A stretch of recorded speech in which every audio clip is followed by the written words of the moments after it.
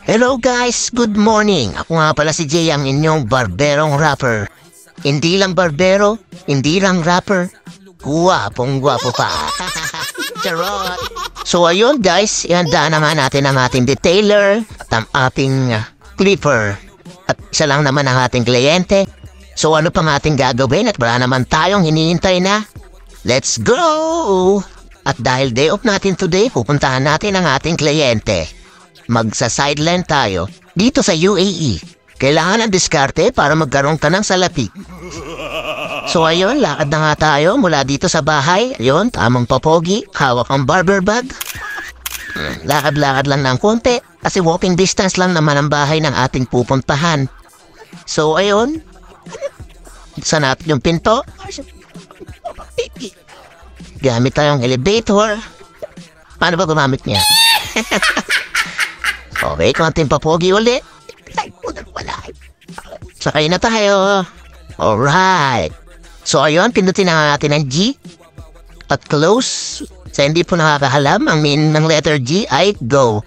Charis este ground pala. So ayun, unti-unti na bumababa. At tamang waiting lang papunta sa ground floor. At ayun, open sesame. Kring! Time check, 10:30 a.m. Yun na nga, lakad na tayo palabas ng building, ng aming building. Yun. Good morning. Napakaganda ng paligid, mula sa sakyan. At ayun, lakad-lakad ng konti. Konting pa-cute. Char. Then alapang ilang minuto, andito na tayo sa building ng ating kliyente. Pasok na tayo. Elevator pala muna, tapos 13th floor ata. Okay, let's go. Fast forward natin para mag-lease. Alright. So, andito na nga tayo. Kabila. Okay. Building ng ating kliyente. So, simulan na natin ang paggugupit.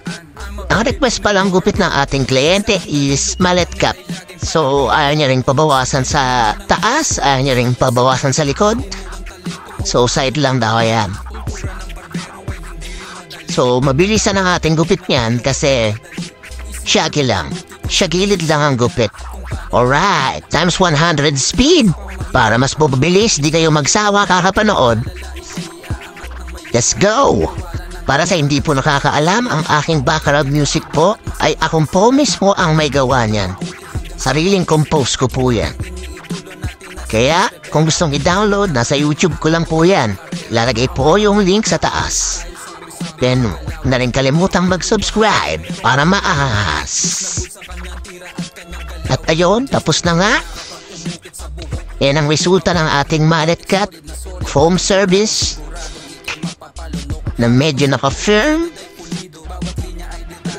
Alright.